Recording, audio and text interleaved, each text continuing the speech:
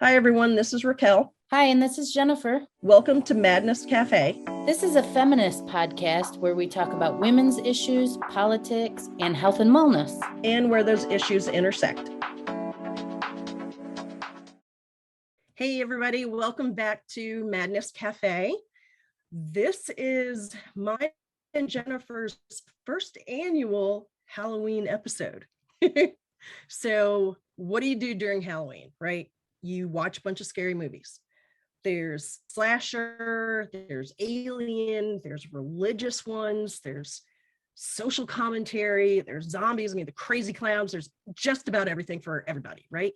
So with us being a feminist podcast, we are going to talk about women in horror movies. To join us in this discussion, we have the lovely Nicole Kemper joining us. And just to give you guys a little bit of information about Nicole, because she's pretty awesome. You guys should know that. See, Nicole is an actor, writer, filmmaker, and podcaster. Her production company, Critical Crop Top Media, produces films, series, podcasts, and live comedy shows. She currently co-hosts 2 shows with her collaborator, Sarah Alison Hodges. One is called the Feminist Mistake podcast, which is a subversive take on how women have been written and portrayed in films throughout film history. So she knows a little bit about this. And the second one is the Adam and Andy podcast, which is their, sort of fun show where they just watch filmographies of Adam Driver and Andy Samberg. So without further ado, hello, Nicole Kemper. Hello. It's lovely to be on the show. Thank you for having me. Thank you for being here.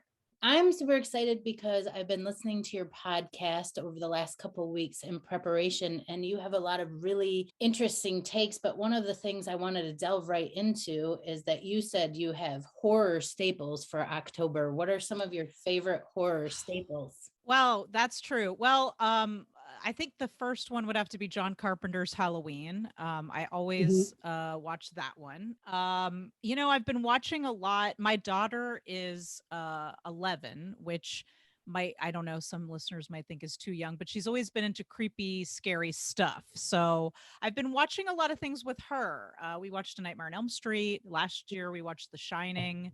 We watched all of Stranger Things together. But yeah, I guess the sort of 70s, 80s period in horror is kind of a big thing for me. And not to get on to Adam Driver, but I really like Jim Jarmusch's The Dead Don't Die. So that one I've been kind of returning to a little bit. So yeah. But I think John Carpenter's Halloween is I gotta watch that one every year. Very cool. Great list. I think it's cool you listen with your daughter. My daughter is 15 and she loves the spooky, scary. And I don't, even though we live on Elm Street. Oh, wow. Yeah. And I've been really pushing myself to try and watch things with her. And the thing she wants to watch this week is, I haven't seen it, Jennifer's Body. Does that sound right? Oh, Jennifer's Body I'm a huge fan of that. We did that on the Feminist Mistake last year, and that actually is one of my probably my top 10 now. I never watched it when it came out because the marketing of that movie was so strange. They were sort of trying to market it to teenage boys, and it's this beautiful, awesome feminist horror movie. And it's about female friendships, and the movie wasn't marketed that way, so I just didn't think it was for me. But then when I watched it, I was angry that I had been kept away from this movie for 10 years. And when I saw it, I was like, wow, this is probably one of the best horror movies I've ever seen. It's just really incredible. My daughter said that I have to watch it. Yeah, I've not seen that one either. I didn't even hear of it until I was doing the research. Well, it's Karen Kusama and Diablo Cody. So it's writer, director, both women.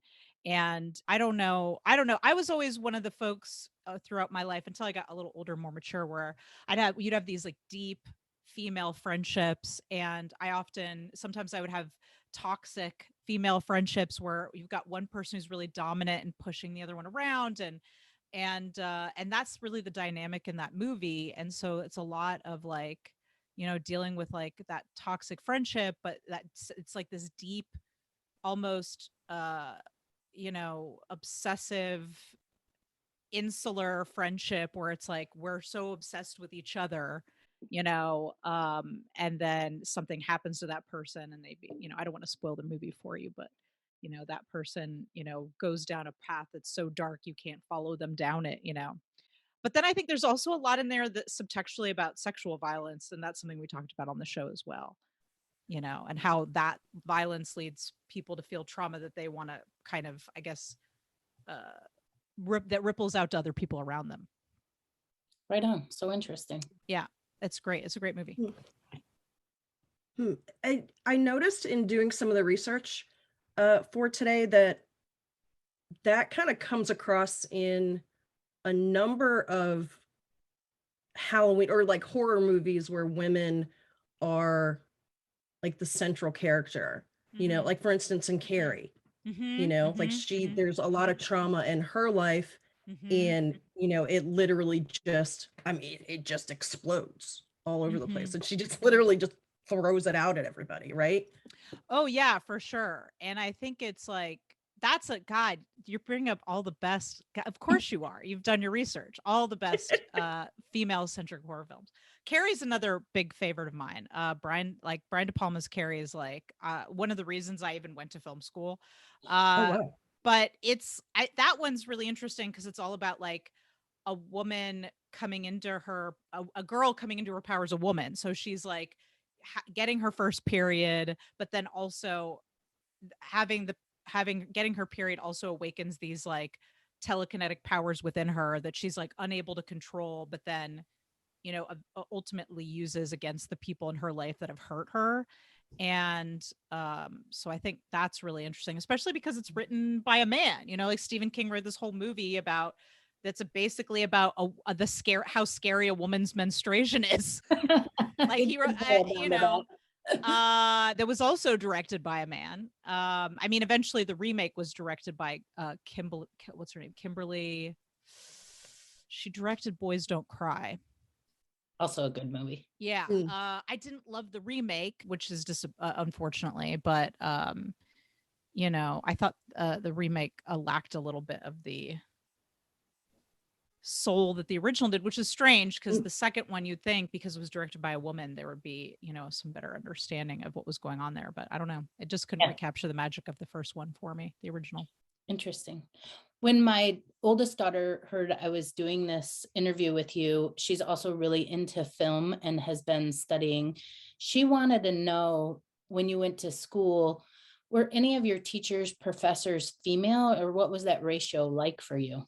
Great question. Now that I'm thinking about it, there were a lot of women. So I went to Columbia College in Chicago.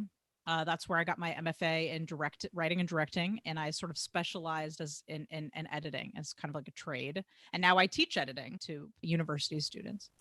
I'd say there was I had screenwriting teacher who was female. I had several directing teachers that were female. It was actually, my class was, I think, the first graduate cohort that was more women than men.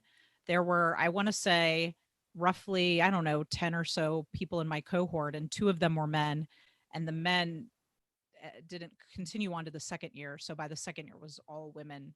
Oh, wow. My cohort. That's totally interesting. Mm-hmm. She doesn't have a single professor yet that in film that has been female.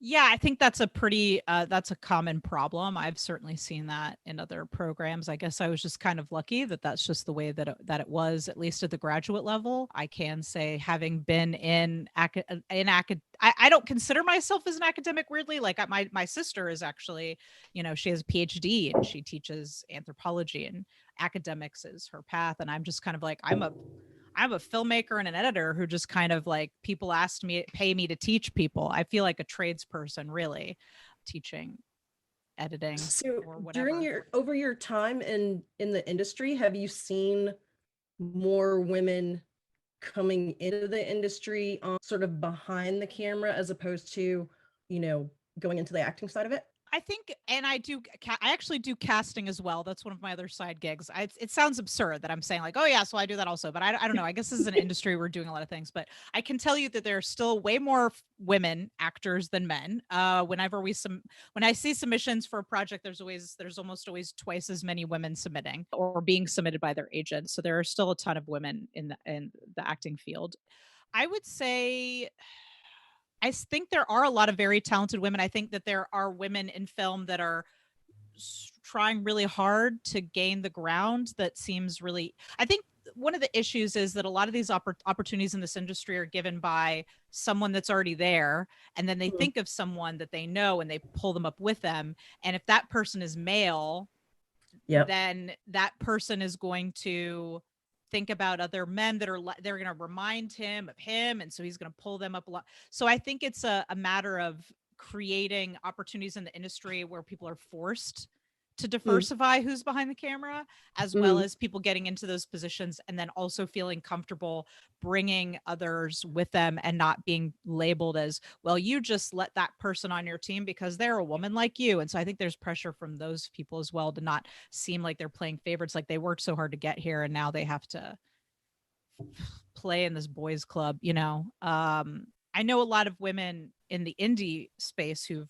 made an effort to create at least more majority female crews or all female crews. And I have to tell you, it's a really different experience when you're on a set like that. There's a lot of, I feel like when you're on a set with a lot of men, you often feel like you have to prove, I have to prove why I'm here. I have to constantly say, yes, I can move that. Yes, I'm qualified. But when you're on a set with, I remember the first time I was in a set with all women and I was like, oh, is this what it's like for men all the time? Like you just work? You don't have to explain yourself. Yep. This is what it's like all the time. How nice. For them. Wow. Was there a different level of collaboration when it was all women, or it just was you didn't have to prove yourself? It felt, well, there's a lot of other things that happen on set. I think that, like, you know, getting hit on and other things that you don't want to deal with when you're trying to work, that don't happen typically. Not that there aren't women attracted to other women on set, but it's like I can tell you, you know, one time when I was really young and I was working on this commercial and it was my job to be at the video village and like maintaining that and making sure the playback was working. And I was just standing there and then I felt this like weird like rustling in my hair and I thought maybe it was the wind. And I turned back and I looked back and this old guy who they had hired as like a grip or something, was looking at me. And I was like, did he like touch my hair while I was at this video monitor? And I was like, I must be crazy, right? Like I must be crazy. And then he hit on me later at the craft table. And I was like, he definitely reached out and touched my hair. And like, that's something that's never going to happen on a set with all women. That's all I'm saying. It's shit like that. You know, I'm sorry. I hope I didn't, I hope it's so, I'm sorry. I used No, that kind of stuff happens in my workplace too. And it's just so, we're just trying to work, people. I'm just here to work. I'm not here for you to look at. So, exactly. You know, exactly. One thing that kind of kept coming up is that maybe there's a little more presence for women in horror, whether it's behind the scenes as one of the creatives, like the writer, the director, whoever, or whether it's, you know, in front of the camera and having maybe larger, more actualized roles, or maybe being a little bit stronger. Can you talk a little bit about that?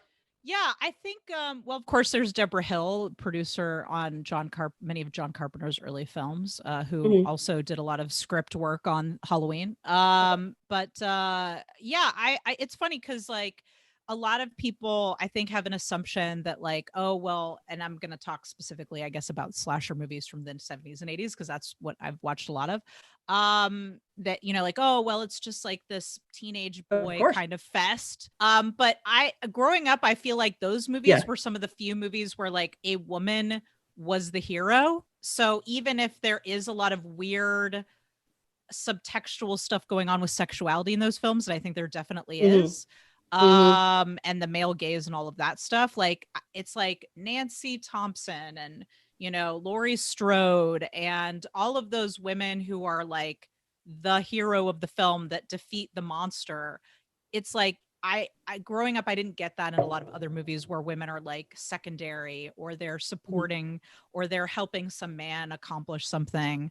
I think horror has been, and you can go back further to Psycho, or, you know, you can go ahead to some of the movies that are out today where like the Babadook or something like that, where there's like a woman who is the central figure, or is the one who's active, the one who's taking action, which hasn't always been common, I think, in other genres. It's a really good point, and I never really thought about it. I think that is true now that you say that. On your Feminine Mistake podcast, you have something called the Bechtel Test. Yeah, so we didn't invent that. That actually came from a comic book writer. I think her name is Alexis or Alex. She wrote a comic, I think in the 80s, where it's a couple of panels and it's just a couple of women talking about what movies they like to go see. And one of them is like, well, I don't go see a lot of movies because they don't pass my test. And the test is there more than one female character in the movie? Do they speak to each other? And do they talk about something other than a man? And so people have kind of co-opted this comic strip based on this artist and called it the Bechtel Test, and have kind of put movies up against it. And a lot of movies don't pass. And then there's been some additions made to it. Okay, there's two women in it, but do those women have names, or are they just nameless characters, you know? Right. And so you'd be surprised, like a movie like I love Star Wars. I'm a huge fan of Star Wars. It does not, the original trilogy, I don't think any of them pass the Bechtel test. I don't think Princess Leia ever talks to another woman. Maybe, no, Mon Mothma's in one scene, but she talks in they don't talk to each other. So, and then there are a lot of other films where maybe you have two women, but they're only talking about men or relationships, or the men and what the men are doing in the film. We thought, as part of our show, that it would be fun to see how many of the film, because originally we were like, let's watch older movies. Like, that was kind of the first couple years. We were like, it has to be at least 20 years old. And so we'd watch these movies and then talk about them, and then also try to see if they pass the Bechtel test. And a lot of them didn't. A lot of the films we watch that are more recent, maybe in the last 10 years or so, are more likely to pass, but there have still been some that don't. Or even if they do, it's like one scene and they talked about donuts for like our rules, we're always battling. It's like, well, yeah, they said one thing back to each other, but is that a conversation? Like, if they say 3 lines to each other, is that a conversation? Is that a significant discussion? Or do they have a significant relationship? And so that's been something we've also debated. Yeah, they talked about this, but does that mean anything in the grand context of the film? I think I love that part of the podcast so much because it's so interesting when you talk about it. I just love following it. You also have a part called Plug It Up. Oh, yeah, which comes from Carrie. That's actually a soundbite from the movie Carrie. Yeah. Yeah, totally cool. I love that part as well, because I feel like you're really exploring this idea of women supporting each other and each other's work.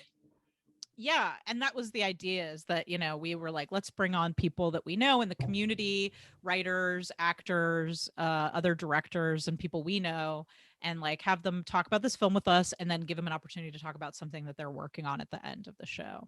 And I just privately was immediately, the thing I was like, okay, well, we're going to have to call it Plug It Up, and we're going to pull this soundbite from Carrie. And that was like the first thing that I thought of. And so we've had that on, that's been something that's been on the show for, I think, from the very first, probably the second episode. I don't think we did plugs in the first episode.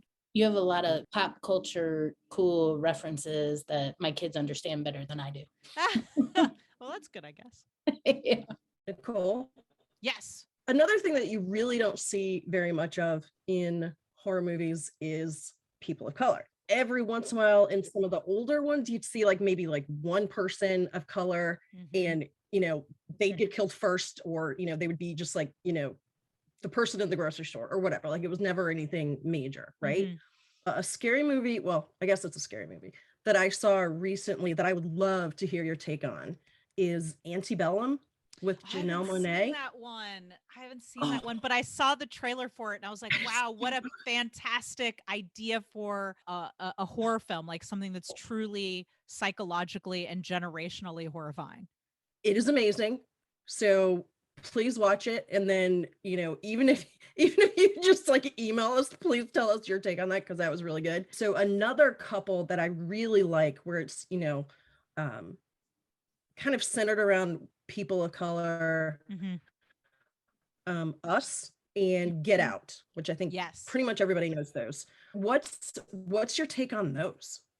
Well, I think I think you kind of hit the nail on the head there, that like what a lot of other horror movies have lacked is not just people of color, but people of color who have some kind of central role in the story, or the themes that are being expressed have something to do with terror that specifically speaks to their experience.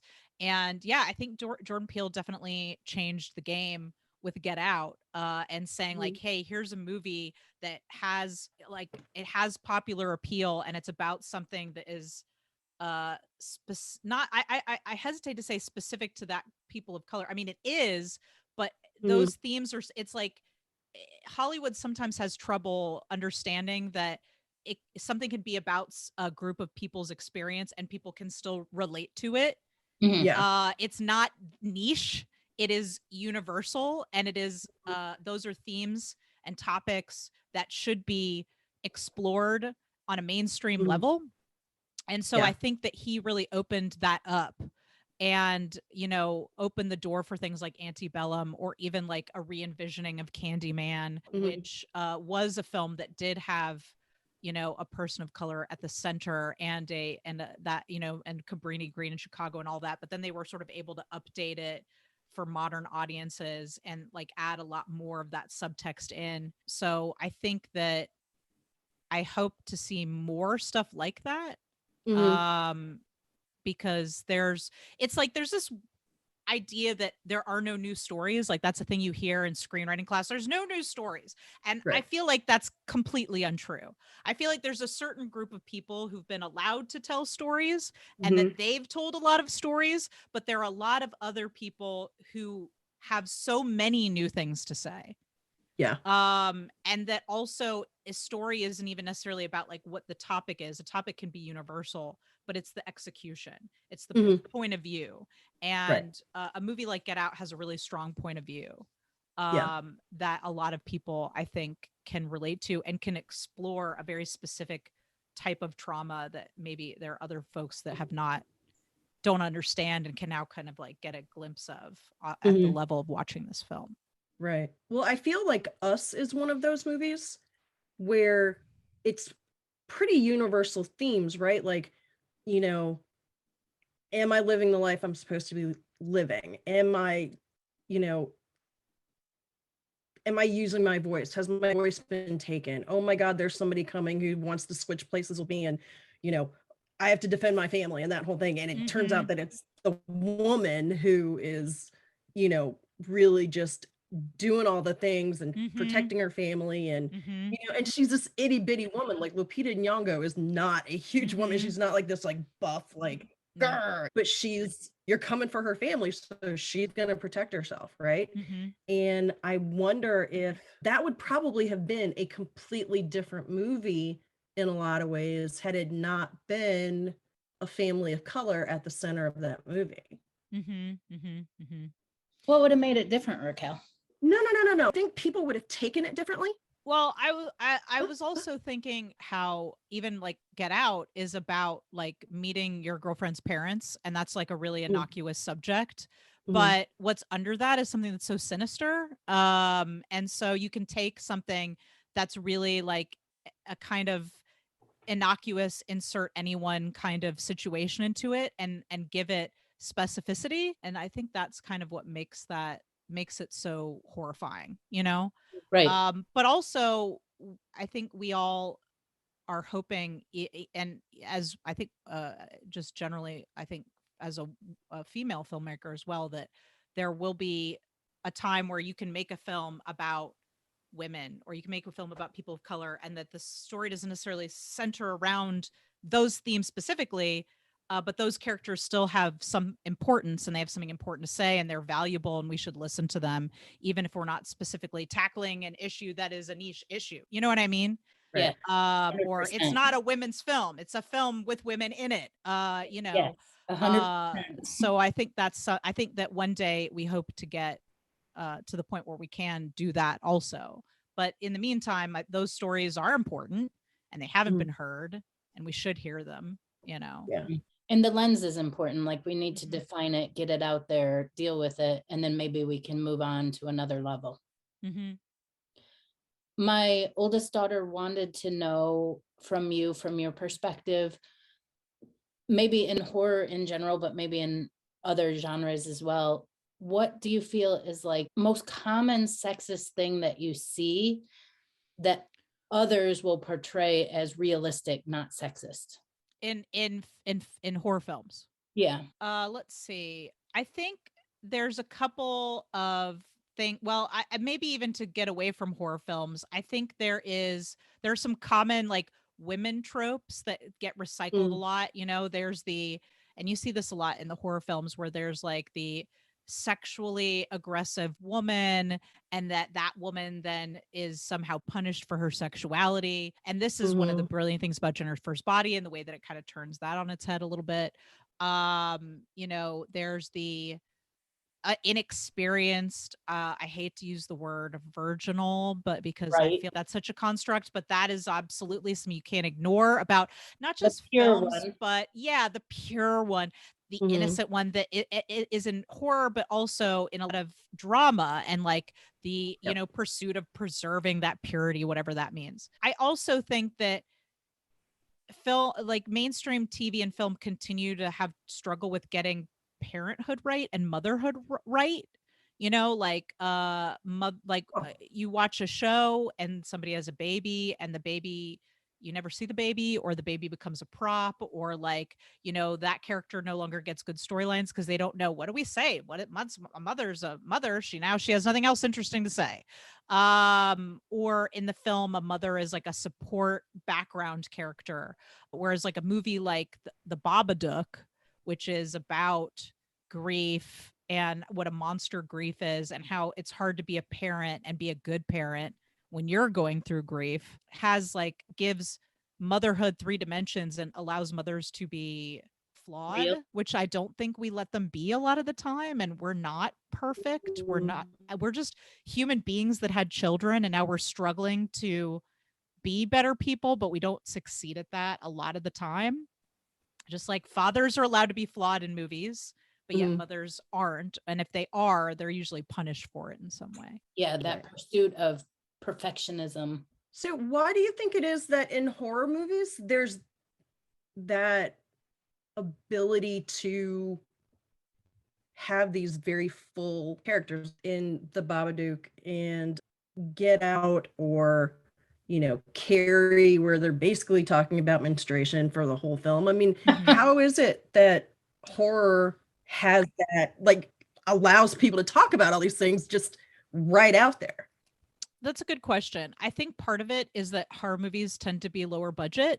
And when you have a lower budget, you have a lot more creative freedom and a lot fewer people looking over your shoulder and going, what is this about? What are you doing? They're like, oh, it's a horror movie. It'll sell because it's a horror movie. So there's the assumption that it's a lower budget, so we don't have to look over your shoulder as much. And B, that because it's horror, the genre itself will sell no matter what it is you make. And so I think those two things have led to a little bit more freedom. Also, I think you have a lot of people entering the industry through genre like a horror movie because of the lower budgets and because it's often a sure thing, you know, in quotes, that, you know, if I make a horror flick, I can sell that easily. And then, you know, I think that's pretty much it. I think it's the money is allows for more freedom because, you know, but you're seeing even Marvel films take big swings with, you know, like WandaVision, a huge budget show, female centric, completely focused on the process of grieving. You know, that whole show is about grieving. About a woman grieving and learning to stand on her own 2 feet. And that's like who lets people make shows about that? But yet they made this huge budget show. But again, it costs less than to make a feature film that a Marvel movie would make. So to them, that's a lower budget. It's a TV show. So I'm not saying they're spending not a lot of money on it, because it's still Marvel, but it's still, I think television has this reputation of being a place where you can take more risks than, say, a feature film. That makes sense. It's a money issue. I mean, that's just that's my theory. I also think that the genre has had a reputation of tackling societal issues, like even, George Romero's Dawn of the Dead and all of that is all issue based. It's about zombies, but really it's about consumerism, so those, and sci-fi in the same way has always been about, like, tackling some kind of societal issue on a subtextual level. Yeah. That's what I love about those movies. What happens when a man is the director of a horror movie versus a woman being a director?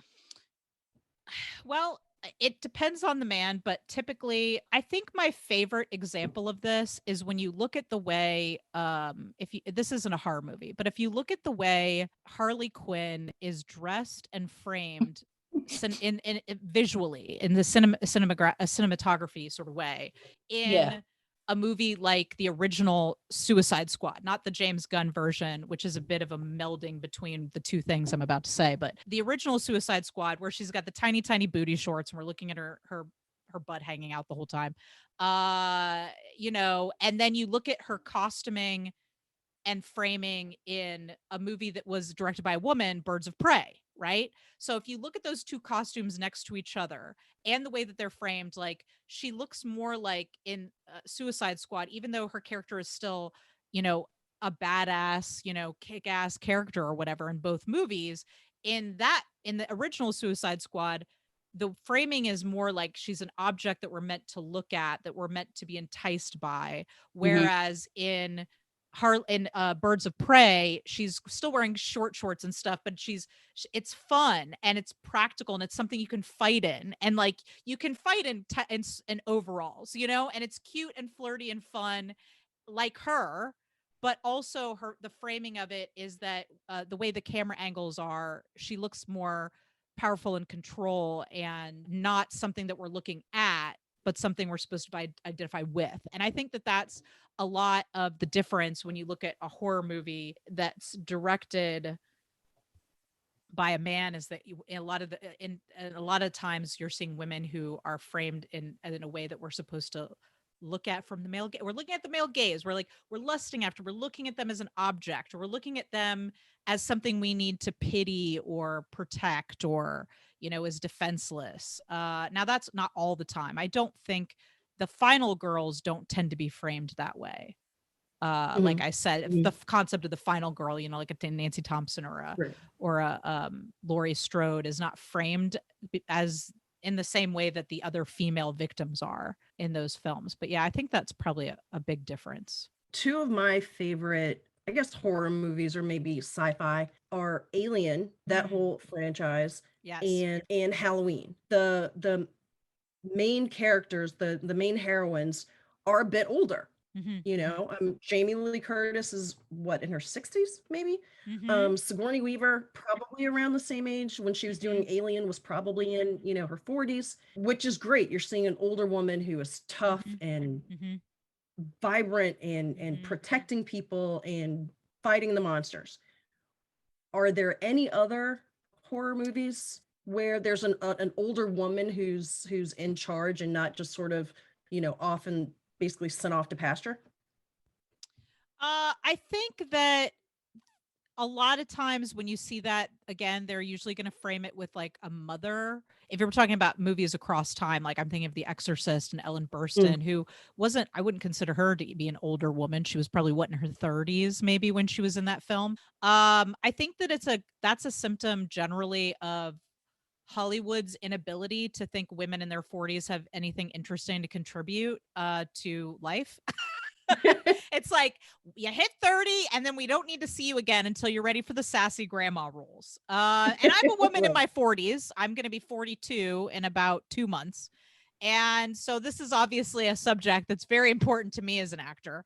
But I do think we're seeing a little bit of it changing, and I think it might be because of the greater awareness of things like the Me Too movement and women not wanting to be like objects, but also because there are more women. There are people like Reese Witherspoon who have production companies, and like women directors who are trying to create these narratives where women are at the center. And so or there's shows like gosh, what's that show with Kate Winslet that was on HBO? It's escaping me. Mayor of Easttown. Yes, Mayor of Easttown. Mayor of Easttown. Yeah, and also this thing that sort of went through my mind when I was watching the trailer for The Matrix, which is directed by a trans woman.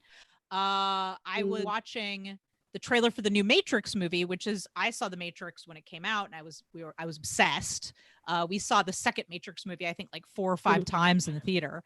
And, I'm watching this trailer and I got very moved by the idea that, Carrie-Anne Moss, like I mean, spoilers for The Matrix 3, but they killed off Trinity in the third Matrix movie. So they very easily could have recast Keanu Reeves, who's, in his, I don't know, what is he, in his 50s, and he's still making action movies. They could have recast a younger actor as his love interest in that movie, but instead they gave us what we wanted, which is to reunite the original characters. And so I'm like, I was very moved seeing this like woman who's in her 50s, like kicking ass and riding motorcycles and doing all the stuff that Trinity did, in the Matrix movies that came out in the 90s. And I was like, yes, more of this. Chloe Zhao's God, what was that movie with Frances McDormand in it that won the Oscar?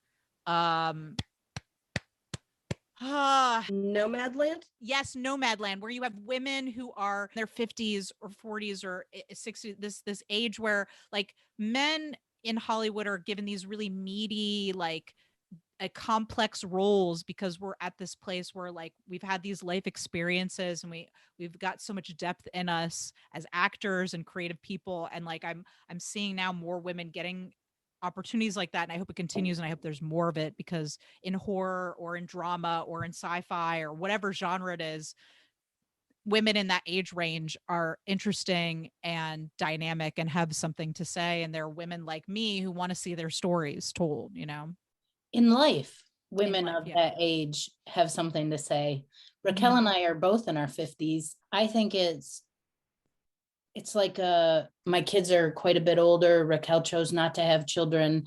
It's like a coming of our ownness, our authenticity, our time to who are we as women and how do we define ourselves? I think it's the 40s through the 50s is just like a tremendous growth point, and the 20s are fun, but this is way better and way different. Oh yeah, there's like so much, there's richness there, and of there's so many transitions going on in your life, and I feel like women, at least in my 40s, I feel more like I feel stronger and more like I understand myself better than I ever have in my life.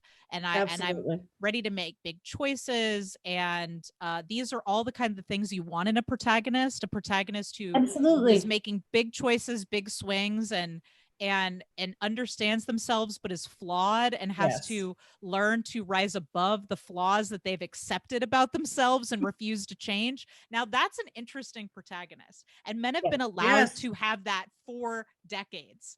And I preach, honey, preach. It's I just want to see more of that, because I don't need to see stories only about 25-year-old women. Good for them.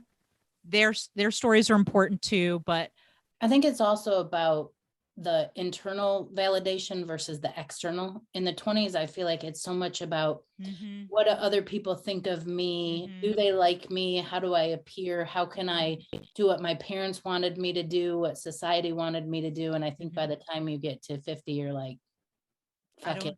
I don't fucking care. I don't fucking care. This is the best this is gonna be. Yeah, this is what can I do with this? Yeah. Take it or leave it. You like me, you don't like me, I don't care anymore, people. Yeah. Exactly. So, and then you see the real authentic coolness that people can be. Yeah.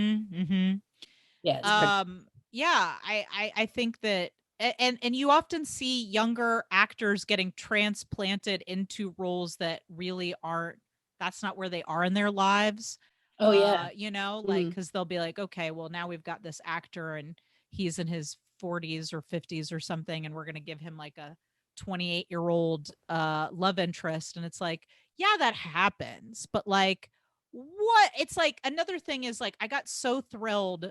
I'm going to go back to a different genre, the Loki show, which has Loki as the main character, and spoilers for the Loki show, an actress playing Sophia. That's her, Sophia.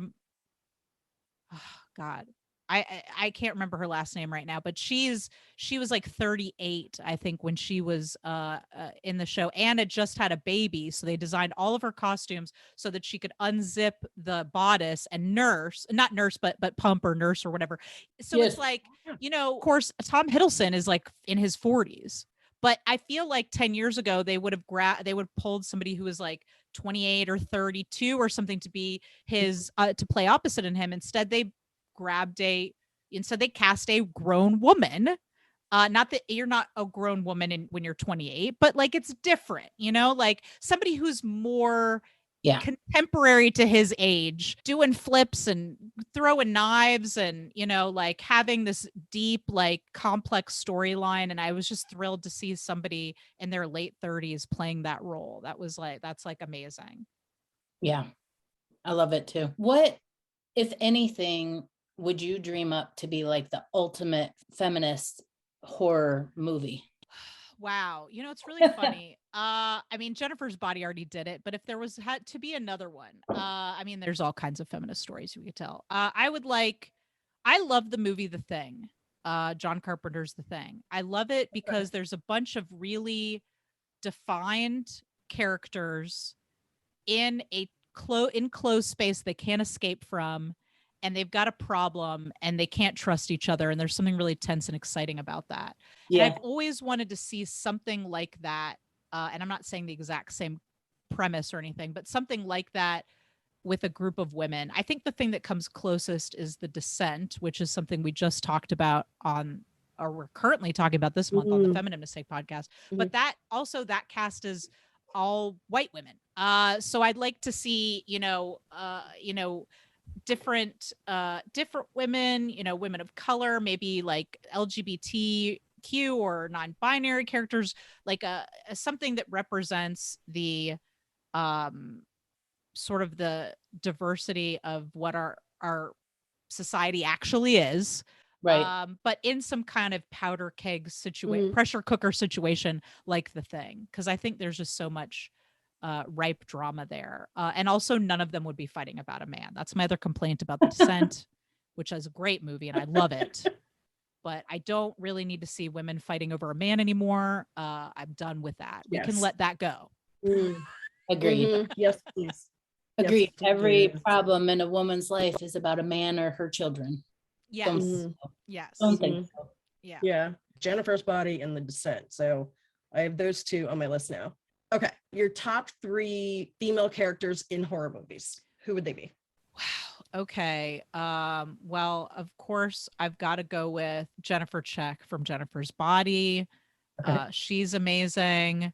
I really love The Exorcist, so I'm gonna have to give it to Ellen Burstyn in The Exorcist because her performance is so incredible, and she's dealing with this incredibly complex problem, and also the fact that she's an atheist and her daughter is possessed by the devil, and there's so much going on in there. Scary. I thought that one was so scary. Oh, that movie is terrifying. So scary.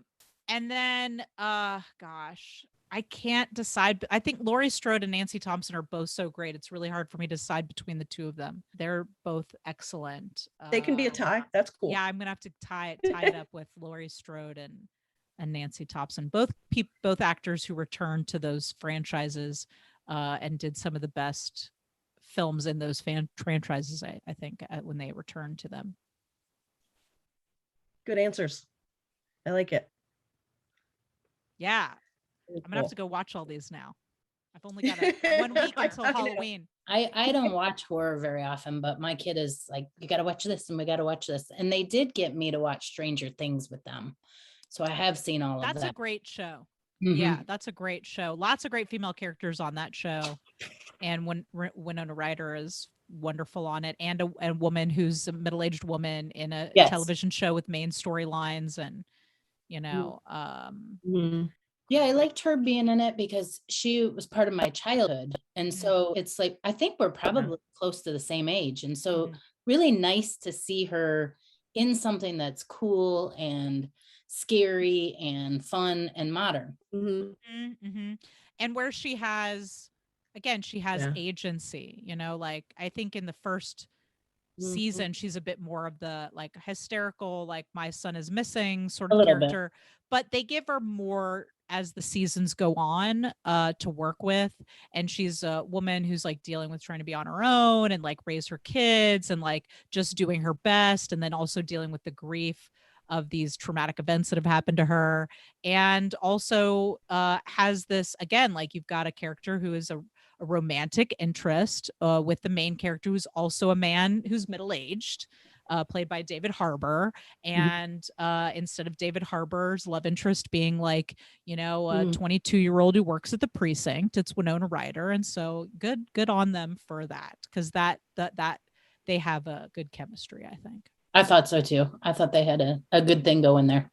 In their weird sort of world, a good thing going. Exactly. And I'm not saying that women in their 20s are not interesting and shouldn't have stories. And in fact, I think there's a lot of stories about women in their 20s that haven't been told yet because women in their 20s get put in a box.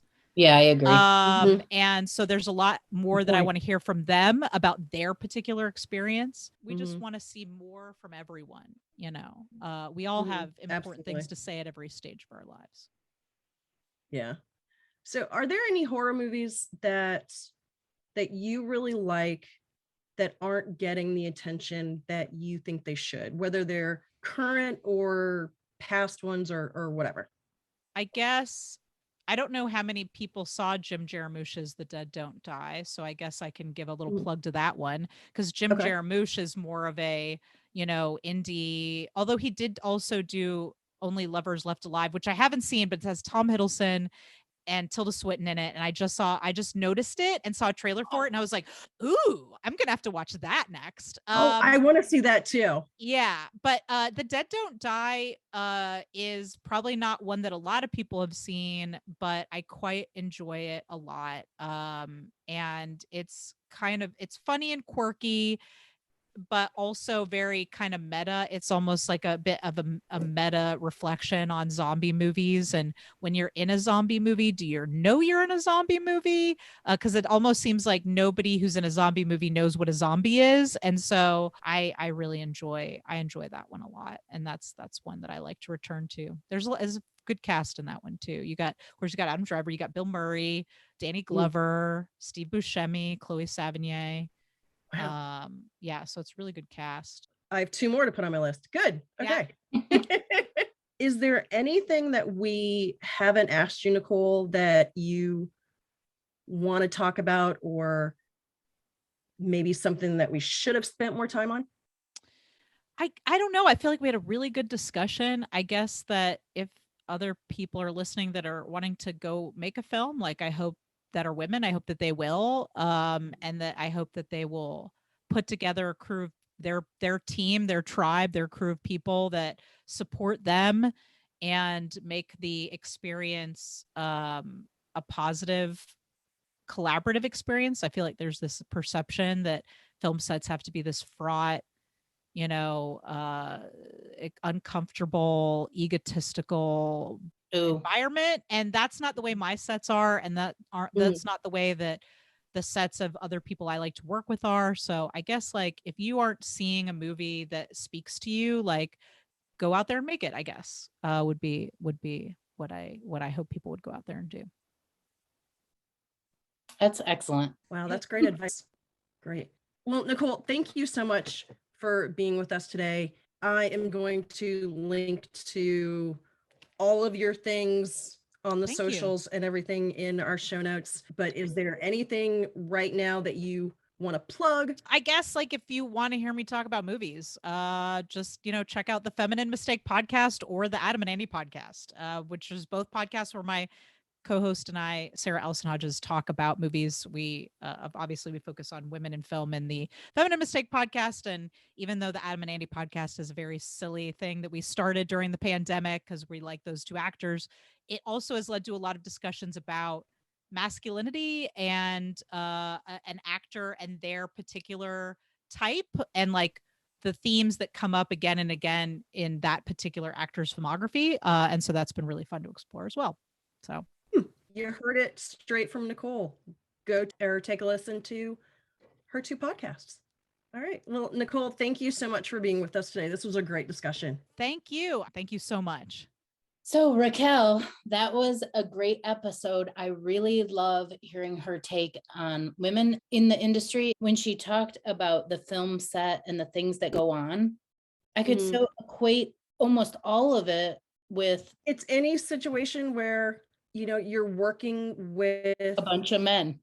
You're, typically men who are the ones who are in power for the most part.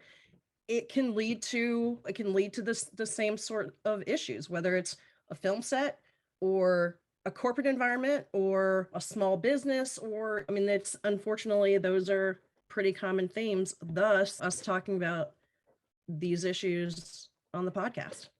But it was really interesting to hear about that there's a little more freedom for women creatives in horror. So I think that should give a lot of future creatives and future filmmakers a lot of hope, I think. And it sounds like horror can be the doorway into other genres, and it can get you in and noticed, and it can be a gateway. That was interesting. I had no idea about that. Horror is the gateway.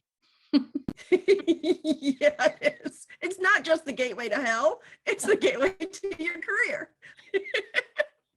All right. Well, thank you, Raquel. What a great idea for an episode. You've had some really cool ones lately, and hopefully we'll have this out on time for Halloween and we can watch a lot of movies. I'm going to snuggle up with Gabby and watch Jennifer's Body. Awesome. Bye, Jennifer.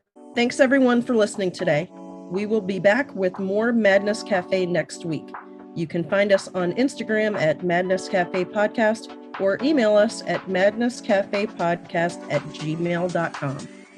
Bye.